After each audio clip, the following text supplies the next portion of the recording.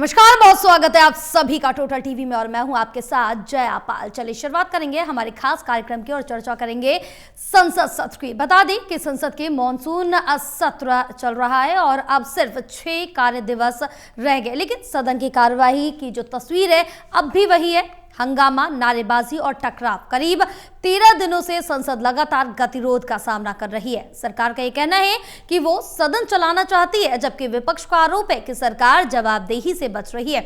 आज गतिरोध खत्म करने की कोशिश भी हुई। संसदीय कार्य मंत्री ने नेता प्रतिपक्ष राहुल गांधी से मुलाकात की, लेकिन विपक्ष ने साफ कर दिया कि जब तक गृह मंत्री अमित शाह सदन में बयान नहीं देते, छात्रों पर हुई कथित कार्रवाई, चढ़ावा चोरी के आरोप और अन्य मुद्दों पर चर्चा नहीं होती, तब तक सामान्य कामकाज मुश्किल है। आज संसद परिसर के बाहर इंडिया ब्लॉक ने 3 बड़े मुद्दों पर प्रदर्शन किया। पहला, छात्र आंदोलन। दूसरा, जो कार्रवाई छात्र आंदोलन पर हुई थी उसको लेकर और इसके साथ ही कथित बल प्रयोग पर जवाबदेही की मांग की। दूसरा है जम्मू कश्मीर को फिर से राज्य का दर्जा देने की मांग की गई। और तीसरा, आस्था से जुड़े चढ़ावा चोरी के मुद्दे पर सरकार से जवाबदेही तय करने की मांग की गई। दूसरी तरफ सरकार का यह कहना है कि संसद लगातार जो जनता के मुद्दे हैं और लगातार व्यवधान से इन जनता के मुद्दों और अहम जो विधायी कार्य वो प्रभावित हो रहे हैं। ऐसे में सबसे बड़ा सवाल यही है कि क्या सरकार और विपक्ष अपनी अपनी राजनीतिक रेखाओं से बाहर निकलकर संसद को चलाने का रास्ता निकालेंगे या फिर बचा हुआ पूरा सत्र भी टकराव और हंगामे में गुजर जाएगा। यही होगी आज की जरूरी बहस।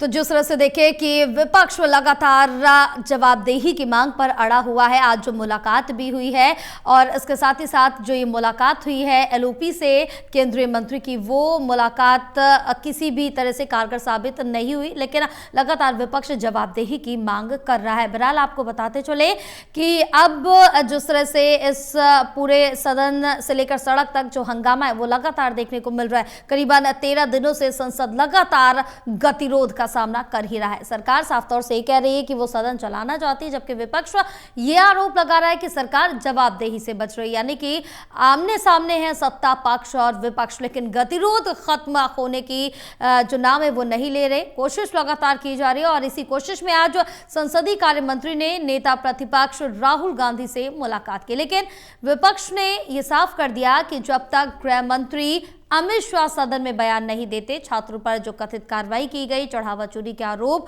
और अन्य मुद्दों पर चर्चा नहीं होती, तब तक सामान्य कामकाज मुश्किल है। यानी कि जब तक गृह मंत्री जवाब नहीं देते तब तक जो चर्चा है वो सामान्य रूप से नहीं हो पाएगी। इसी पर हम चर्चा करेंगे। खास मेहमान भी हमारे साथ जुड़ चुके हैं। एसोसिएट एडिटर प्रदीप कुमार हमारे साथ जुड़े हुए हैं, असिस्टेंट एडिटर ललित नारायण कांडपाल हमारे साथ जुड़े हुए हैं। सबसे पहले प्रदीप के पास आएंगे। प्रदीप, जब संसद सत्र के केवल 6 कार्य दिवस बचे और लगभग 13 दिन हंगामे में निकल चुके हैं, तो इस नुकसान की राजनीतिक और लोकतांत्रिक जिम्मेदारी आखिर किसकी मानी जाएगी, सरकार की या विपक्ष की? देखिए, जिस तरीके से संसद का सत्र चल रहा है और गतिरोध बना हुआ है, विपक्ष का ये कहना है कि जो छात्रों पर बल प्रयोग किया गया उसको लेकर यहाँ पर गृह मंत्री अमित शाह को सदन के अंदर बयान देना चाहिए और इसी मांग को लेकर वो आक्रामक हो गए हैं। आज 5 अगस्त का दिन, और ये खास दिन इसलिए भी क्योंकि धारा 370 हटाई गई थी और 7 साल पहले इसका जिक्र प्रधानमंत्री ने अपने ट्वीट में किया और इसका जिक्र करने के साथ ही उन्होंने जो बदलाव हुआ है उसका जिक्र किया है। लेकिन विपक्ष आक्रामक रहा है गृह मंत्री के बयान को लेकर। सदन में वो जवाब दें, ये बैनर लहराया गया। तो साथ ही दूसरी तरफ अगर देखें तो राम मंदिर चढ़ावा चोरी मामले को लेकर यहाँ पर भी विपक्ष का विरोध बना हुआ है। तुरंत चर्चा की मांग, जवाब की मांग सरकार से की जा रही है। तो इस बीच ये प्रोटेस्ट जो देखने को मिला है, प्रदर्शन, ये आज यहाँ से जो गांधी प्रतिमा है संसद भवन परिसर में, वहां से मकर द्वार तक लामबंद विपक्ष ने प्रोटेस्ट कर अपनी ताकत दिखाने की कोशिश की है। संसद के अंदर प्रदर्शन हुआ है, तो गतिरोध बना हुआ है। सरकार का ये कहना है कि महत्वपूर्ण विधेयक पर चर्चा के बजाय विपक्ष जो है टकराव की रणनीति अपना रहा है। एक महत्वपूर्ण घटनाक्रम ये हुआ है कि इस बीच संसदीय मंत्री किरण रिजिजू ने नेता विपक्ष राहुल गांधी से मुलाकात की। ये संकेत गए कि सरकार टकराव टालना चाहती है, बीच का रास्ता निकालना चाहती है और शायद इसके बाद कोई सहमति बन सकती है। लेकिन बावजूद इसके ये टकराव बना रहा है और जी। सूत्र दावा कर रहे हैं कि परिसीमन को लेकर सरकार ने संकेत दिए हैं कि वो इस दिशा में कदम आगे बढ़ाएगी और इसलिए विशेष सत्र की तैयारी, यानी इस सत्र को जो 13 अगस्त को समाप्त हो रहा है, इसको सत्रह पास नहीं किया जाएगा। ये सूत्र दावा कर रही हैं। 16, 17, 18 तारीख 3 दिन इनका विशेष चुनाव किया गया है कि उस दिन विशेष तौर पर बैठक बुलाई जाए और डिलिमिटेशन पर यानी परिसीमन को लेकर चर्चा हो और इस पर ये बिल पारित किया जाए। कुछ देर बाद ही नेता विपक्ष राहुल गांधी एक बयान देने वाले हैं। तो माना जा रहा है कि आज जो बैठक हुई है उनकी यहाँ पर संसदीय मंत्री से, उसको लेकर वो कुछ तस्वीर साफ कर सकते हैं। साफ तौर पर सूत्र दावा कर रहे हैं कि उन्होंने इस बैठक में छात्रों के मुद्दे पर, गृह मंत्री के बयान पर और जो पुलिस ने कार्रवाई की उनके ऊपर कार्रवाई होनी चाहिए, ये दो टोक बताया है। तो ऐसे में महत्वपूर्ण विधेयक हंगामे के दौरान पारित हो रहे हैं और कहीं ना कहीं बड़ा सवाल है कि आखिर सत्र चल पाएगा या नहीं, क्योंकि उसके आसार अभी तक वो नजर नहीं आ रही हैं। और इस बीच स्पीकर ओम बिरला की बात करें, उन्होंने विपक्ष को नसीहत दी कि सदन को चलाया जाए, सदन को सुचारू रूप में चलाने के लिए जो यहाँ पर भूमिका दी गई है उसका निर्वहन किया जाए। लेकिन सत्ता पक्ष ने कोशिश की है, सत्ता पक्ष ये बताने की कोशिश कर रहा है कि वो कोशिश कर रहे हैं, विपक्ष नहीं मान रहा है और इसको राजनीतिक मुद्दा बना रहा है। विपक्ष का ये कहना है कि छात्रों पर अत्याचार हुआ है, उन पर बल प्रयोग किया गया है, इसलिए जवाबदेही गृह मंत्री की बनती है कि वो सदन में बयान दे। लिहाजा वो इस मुद्दे को छोड़ने के लिए तैयार नहीं है। राहुल गांधी जो अपनी तीसरे छात्रों की गूंज कार्यक्रम करने वाले हैं इलाहाबाद में शनिवार को, उससे पहले वो आक्रामक हो गए हैं और कहीं ना कहीं इस मुद्दे पर वो सरकार को घेरने में जुटे हैं। तो कोई बीच का रास्ता अभी तक निकलने के संकेत नहीं मिले हैं। ऐसे में टकराव बना हुआ है। बिल्कुल ललित, अगर विपक्ष का ये कहना है कि बिना गृह मंत्री के बयान के सदन नहीं चलेगा और सरकार इस मांग को स्वीकार नहीं करती, तो क्या दोनों पक्ष संसद को समाधान का मंच बनाने की बजाय राजनीतिक शक्ति प्रदर्शन का अखाड़ा बना रहे हैं, क्योंकि समाधान नहीं निकल रहा है?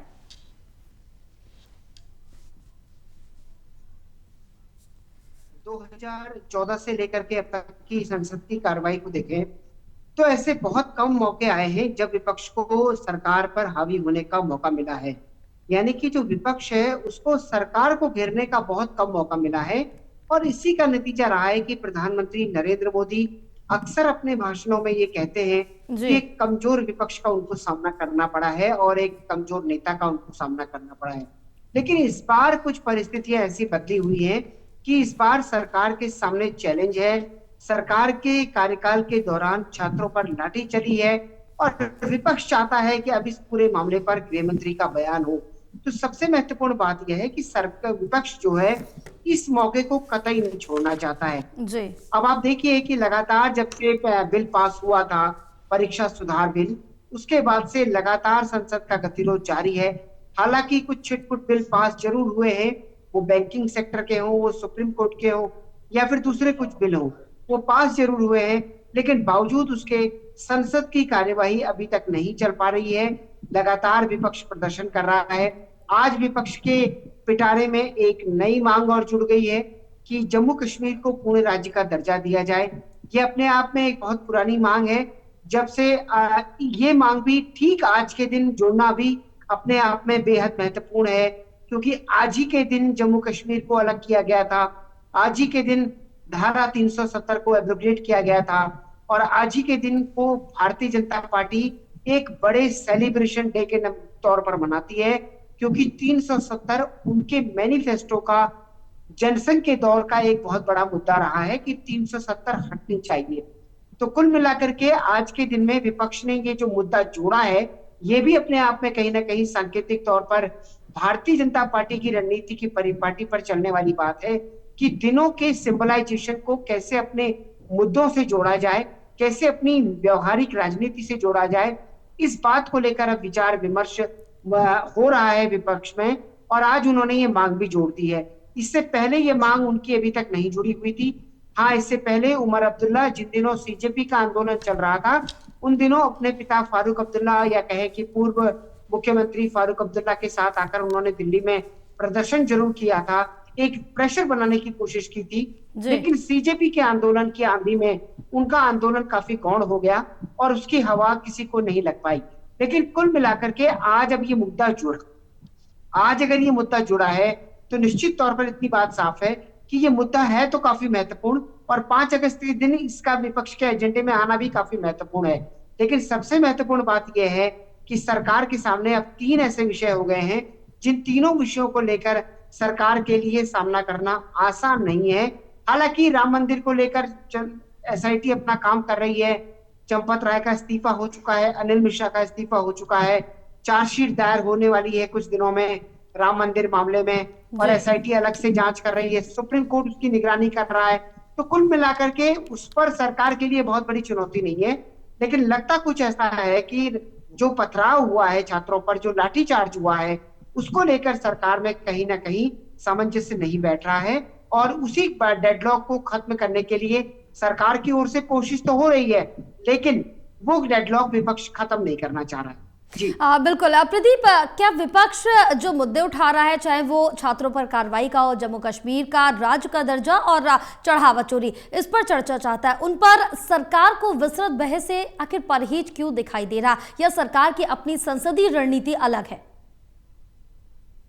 देखिए, जिस तरीके से हम सदन की कार्रवाई को देख रहे हैं, और निश्चित तौर पर ये एक महत्वपूर्ण कार्रवाई एक सत्र की, ऐसे जब मानसून सत्र में कई महत्वपूर्ण विधेयकों पर सरकार चर्चा कराने को लेकर तैयार दिख रही थी, लेकिन इस बीच डेडलॉक बना है, क्योंकि इसी बीच सीजेपी पार्टी का जो प्रोटेस्ट रहा और उसके बाद जंतर मंतर पर जो छात्रों पर बल प्रयोग किया गया, उसके बाद यहाँ आक्रामक होने का मौका मिल गया विपक्ष को। राहुल गांधी ने प्रदर्शन किया और इस पे लीड लेते हुए एक ऐसे नेता के तौर पर जो इस लड़ाई को लड़ते हुए सड़कों पर उतरता हुआ नजर आया। तो वो अपने, अगर देखें पॉलिटिकल नंबर गेम में, एक अन्य विपक्षी नेताओं के मुकाबले नेता विपक्ष की भूमिका में राहुल गांधी यहाँ पर एक नए तेवर में उभरे हैं, इसमें कोई दो राय नहीं, ये कहा गया। और इसलिए बदले तेवर में छात्रों की इस डिमांड को लेकर, और खास तौर से जब उन पर बल प्रयोग किया गया, वो आक्रामक हो गए हैं। पैलेट गन के एक छात्र को उन्होंने आगे किया, और साथ ही ये आरोप लगाए गए कि पैलेट गन चली हैं। फायरिंग को लेकर एक ट्वीट किया था राहुल गांधी ने, जो बिहार से जुड़ा हुआ था। इसको लेकर आरोप लगाए गए कि राहुल गांधी गुमराह कर रही हैं। लेकिन ये मुद्दा यहाँ एक बड़ा मुद्दा उसमें तब्दील हो गया, और इसको पकड़ते हुए अब राहुल गांधी आगे बढ़ रहे हैं। सरकार को वो जवाब मांग रहे हैं, गृह मंत्री सदन में बयान दे, ये दबाव बनाने में जुटे हुए हैं। देखिए, राहुल गांधी ये समझ गए कि अगर जरा भी ढील दी तो आक्रमण उन पर तीखा होगा, और इसीलिए इस पूरी मांग को लेकर अब वो हमलावर हैं। दूसरी तरफ अगर देखें, विपक्ष की रणनीति है, ऐसे सत्र में जब यहाँ पर जो विपक्षी खेमे में टूट हुई, ऐसे में सरकार हमलावर होती, सत्ता पक्ष हमलावर होता, लेकिन अपना नैरेटिव गढ़ते हुए विपक्ष हमला कर रहा है। दूसरा, मैं बातचीत के क्रम में यहाँ पर वापस लौटूंगा, जम्मू कश्मीर कभी भी अलग नहीं रहा है। ये जरूर है कि सरकार ने जो धारा 370 हटाई, 35 से हटाया, उसमें एक बड़ा बदलाव किया गया, परिवर्तन किया गया। एक बड़ी कामयाबी रही है सरकार की। इस सरकार की अगर उपलब्धियों में सबसे शीर्ष पर अगर इसको रखें तो ये एक बड़ी कामयाबी के तौर पर गिनाया जाता है, और ये कहा जाता है कि जम्मू कश्मीर में आज जो शांति की ओर जम्मू कश्मीर बढ़ रहा है, उसमें ये फैसला बड़ा कारगर रहा है। ये मांग रहती है कि केंद्र शासित प्रदेश जम्मू कश्मीर अब है। ऐसे में चूंकि उसका बंटवारा किया गया है सुरक्षा कारणों से, अलग अलग वजहों से, अन्य हिस्सों को भी उसका लाभ मिले, लद्दाख की बात हो, तो ये तमाम ऐसे पहलू हैं जो इसके विकास से जुड़े हैं। और इसलिए आज प्रधानमंत्री ने जब ट्वीट किया इसको लेकर, तो उन्होंने विकास के एजेंडे पर फोकस किया है। तो जम्मू कश्मीर विकास की प्राथमिकताओं में हमेशा है, रहेगा। और जम्मू कश्मीर के विकास पर फोकस करते हुए आपने देखा होगा किस तरीके से वहां पर ऐसे दुर्गम इलाकों में भी ट्रेनें चलाई जा रही हैं। वंदे भारत की बात हो, चिड़ा पुल की बात हो, जिसकी दुनिया भर में चर्चाएं होती हैं। तो ये जरूर है कि एक बदलाव के दौर से जम्मू कश्मीर गुजर रहा है।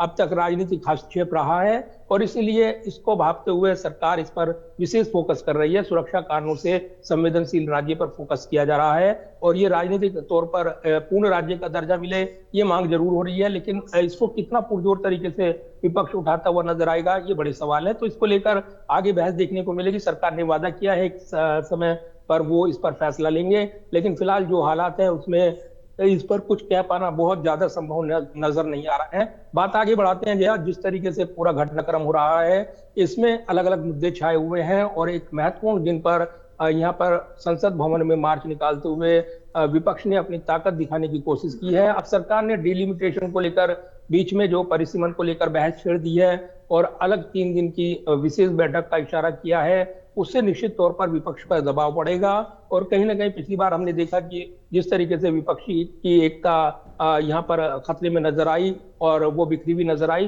तो इसको साथ में सत्ता पक्ष दिखा है और शायद यही रणनीति का हिस्सा है कि इसके जरिए विपक्ष को कमजोर किया जा सके, उनकी रणनीति को उनके नैरेटिव को अलग थलग किया जा सके। और इसलिए परिसीमन पर अब चर्चा शुरू हो गई है कि क्या विशेष बैठक बुलाई जाएगी या इसको लेकर एक सिगुफा छोड़ा गया है, लिटमस टेस्ट है। ये तमाम सवाल हैं और अब नेता विपक्ष के बयान पर नजर है। कुछ देर बाद ही उनका बयान जाने वाला है, तो निश्चित तौर पर वो भी देखना पड़ेगा कि वो क्या बयान देते हैं और किस संदर्भ में देते हैं। बिल्कुल ललित, क्या लगातार जो बाधित होती है संसद का सबसे बड़ा नुकसान उन विधेयकों, नीतियों और जनहित के मुद्दों को हो रहा है जिन पर चर्चा और निर्णय होना अभी भी बाकी है? क्या विपक्ष का सदन रोकना लोकतांत्रिक दबाव की वैध रणनीति है या फिर इससे करोड़ों मतदाताओं के प्रतिनिधित्व और संसदीय जवाबदेही दोनों को नुकसान पहुंचता है? देखिए जय, मूल बात तो ये है कि सदन चलने के लिए है, सदन व्यवधान के लिए नहीं है जी। पहली बात तो ये है। लेकिन सदन में जो व्यवधान पैदा होते हैं उसका अपना एक बहुत पुराना इतिहास रहा है। जब भारतीय जनता पार्टी विपक्ष में थी उस वक्त भी व्यवधान होते थे। और अगर देखा जाए तो जब कांग्रेस सरकार में हुआ करती थी, अलग अलग दल विपक्ष में हुआ करते थे, उस वक्त भी व्यवधान हुआ करते थे। और एक तरीके से दोनों पक्षों के बीच में सामंजस्य से बैठना इतना आसान काम नहीं है।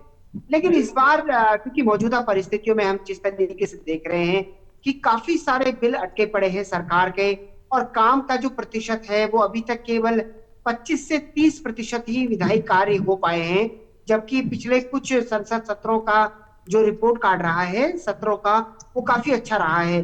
तो लेकिन कुल मिलाकर बावजूद इसके विपक्ष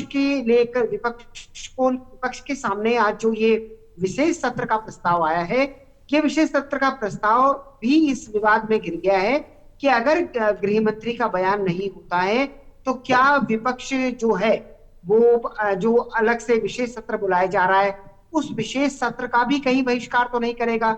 एक सवाल ये भी खड़ा हो गया है। और अब से थोड़ी देर बाद राहुल गांधी एक मीडिया बाइट देने वाले हैं, उसमें उनकी आगे की रणनीति क्या होगी वो ये भी बता सकते हैं। संभवतः है वो इसी खबर को लेकर एक मीडिया बाइट भी दे रहे हो। लेकिन कुल मिलाकर इतनी बात साफ है कि सरकार को ये डेडलॉक पहले तोड़ना पड़ेगा, क्योंकि जो जिस तरीके से ये व्यवधान बना हुआ है उसमें विपक्ष तो फिलहाल टस से मस होता हुआ नहीं दिखाई दे रहा है। सरकार की कोशिश ये है कि सत्र चले, संसद में कामकाज हो, नए नए बिल जो सरकार लेकर आई है। बैंकिंग से जुड़ा एक बिल है जिसके बारे में भी 2 दिन पहले संबित पात्रा ने बताया था कि वो काफी आम लोगों से जुड़ता हुआ एक बिल है जिसमें कि हमारी बैंकिंग को और आसान बनाने को लेकर चीजें हैं। तो कई सारी चीजें हैं, उन सारी चीजों को लेकर के जो है बिल आने हैं। लेकिन बावजूद उसके क्योंकि व्यवधान हो रहा है, क्योंकि विपक्ष एक मांग कर रहा है कि गृह मंत्री अमित शाह बयान दें और अब सरकार के अंदर इस पूरे मामले को लेकर जो है फिलहाल स्थिति साफ नहीं हो पा रही है। हालांकि एक बार खबर ये आई थी कि गृह मंत्री ने कई गृह सचिव से भी मुलाकात की है। अभी कुछ दिन पहले उन्होंने राष्ट्रीय सुरक्षा सलाहकार से भी मुलाकात की थी। तो उस वक्त भी ये बात निकलकर सामने आई थी कि तैयारी संभवतः है कि गृह मंत्री इस पर बयान देते, लेकिन फिलहाल अभी तक तो उनका बयान इस पूरे मामले पर नहीं आया है। और हाँ, इतनी बात जरूर है कि कहीं ना कहीं सरकार के अंदर भी ये सेंटिमेंट है कि सदन लगातार बाधित हो रहा है और सरकार कोशिश भी ये कर रही है। आज उन्होंने किरण रिजिजू को भी भेजा कि ये डेडलॉक खत्म किया जाए, लेकिन जिस तरीके से राहुल गांधी ने उनके बयान की जिद की है या एक तरीके से मांग रखी है कहा जाए, वो अपने आप में काफी विपक्ष के लिहाज से महत्वपूर्ण है, लेकिन सरकार के लिहाज से फिलहाल महत्वपूर्ण नजर नहीं आ रहा है। लेकिन फिर भी क्योंकि हमने देखा है संसद में कई बड़े बड़े गतिरोध टूटे हैं और हमेशा से ही पक्ष और विपक्ष ने एक सामंजस्य के साथ, क्योंकि संसद है वो देश के मुद्दों पर डिस्कस करने के लिए है, राजनीति करने के लिए है, अच्छे विषय पर। तो कुल मिलाकर के अब देखना ये होगा कि दोनों किस तरीके की समझदारी का परिचय देते हैं, क्योंकि संसद के एक एक मिनट का खर्च करोड़ों रुपए में है। तो ऐसे में इस बात को सभी लोगों को समझना पड़ेगा कि विपक्ष की मांग और सरकार का जो समन्वय है वो किस तरह आगे बढ़ता है। बिल्कुल प्रदीप, मानसून सत्र के लगभग 13 कार्य दिवस हंगामे की भेंट पहले ही चढ़ चुके हैं और अब केवल 6 दिन का समय बचा है। ऐसे में सवाल यह है कि क्या सरकार और विपक्ष दोनों जनता के जनादेश से ज्यादा अपनी अपनी राजनीतिक रणनीति को प्राथमिकता दे रहे हैं? आखिर इस ठप पड़े संसद सत्र की जवाबदेही किसकी तय होगी? देखिए, प्राथमिक तौर पर देखें तो जवाबदेही सबसे बड़ी सरकार की होती है, सदन को सुचारू रूप से चलाना जी। और उसमें एक सामंजस्य बनाना, और विपक्ष जो डेडलॉक पैदा कर रहा है उसको तोड़ना, जनता के बीच ये मैसेज देना कि इसके लिए विपक्ष जिम्मेदार है। लेकिन जो डेडलॉक बना है और विपक्ष ने मांग की है, इसके बीच बीच का रास्ता नहीं निकल पाया है अगर, तो ये डेडलॉक जो बना हुआ है, निश्चित तौर पर ये सवाल पूछे जाएंगे कि आखिर डेडलॉक जो बना है उसके लिए तोड़ने की जिम्मेदारी प्राथमिक तौर पर जो सरकार की है, वो कहाँ उसमें कमी बेसी रह गई, या विपक्ष की जो मांग है उसको पूरा करना कितना मुश्किल भरा है। ये तमाम ऐसे सवाल हैं जिनके जवाब आने वाले दिनों में मिलेंगे। लेकिन अभी जब हम बात कर रहे हैं, इस वक्त राहुल गांधी कुछ छात्रों के साथ, जो प्रदर्शनकारी उनके साथ रूबरू हो रही हैं, और वो ये संदेश दे रही हैं कि जो प्रदर्शन हुआ है और जिस तरीके से उनको हरास किया गया, उसको लेकर अलग अलग हिस्सों से ये प्रदर्शनकारियों के साथ बैठक की है उन्होंने, और मुलाकात करने के साथ ही जो अब तक की प्रगति है उसकी जानकारी उन्होंने ली है, साथ ही अपना मीडिया को बयान दे रहे हैं। तो कहीं ना कहीं एक मैसेज राहुल गांधी जरूर दे रहे हैं कि वो इस मुद्दे पर छात्रों का साथ और जो आंदोलन की रूपरेखा तैयार हुई थी उसमें उनके साथ बने रहेंगे, अब जबकि छात्रों की गूंज कार्यक्रम होने वाला है। वापस लौटता हूं जया, और जिस तरीके से सदन का ये गतिरोध यहाँ पर जोर पकड़ रहा है, इससे बिल्कुल सीधे तौर पर लग रहा है कि अभी ये डेडलॉक टूटने वाला नहीं है, और सरकार ये भाप चुकी है कि विपक्ष की मंशा जो है इस सत्र में व्यवधान पैदा करने की है, लिहाजा उसने भी रणनीति बदल ली है। उसका जो विजन केंद्रित हो गया है कि हंगामे के बीच ही महत्वपूर्ण विधेयक को पारित कराना, एक के बाद एक विधेयकों को पारित होते हम देख रहे हैं लोकसभा राज्यसभा में। गतिरोध के बावजूद जिस तरीके से ये रणनीति आगे बढ़ाई है सरकार ने, उसमें सीधे तौर पर कॉर्नर किया जा रहा है विपक्ष को, और ये मैसेज दिया जा रहा है कि सदन चलाने के लेकर जो गतिरोध वो पैदा कर रहे हैं, उसके बावजूद वो महत्वपूर्ण विधेयक बिना चर्चा के भी पारित हो सकते हैं। लेकिन कई महत्वपूर्ण विषयों पर जो ये जानकारी मिल रही है कि खुद सत्ता पक्ष की इस विजन को भांपते हुए विपक्ष के ओर से भी ये इशारा किया गया कि आप बिल पारित कीजिए, लेकिन हमारी जो मांगे हम उससे पीछे हटने वाले नहीं हैं, क्योंकि एक नैरेटिव पॉलिटिकल लड़ाई है और उसका मैसेज देना बेहद जरूरी है। लिहाजा एक चर्चित बयान आपको याद होगा, जब बीजेपी के वरिष्ठ नेता रहे दिवंगत नेता अरुण जेटली का, जब उन्होंने ये कहा था कि संसद में डेडलॉक कई बार बेहद जरूरी होता है और लोकतंत्र प्रक्रिया के लिए अपनाना पड़ता है, ये भी एक हथियार है लोकतांत्रिक डेमोक्रेसी की प्रक्रिया में।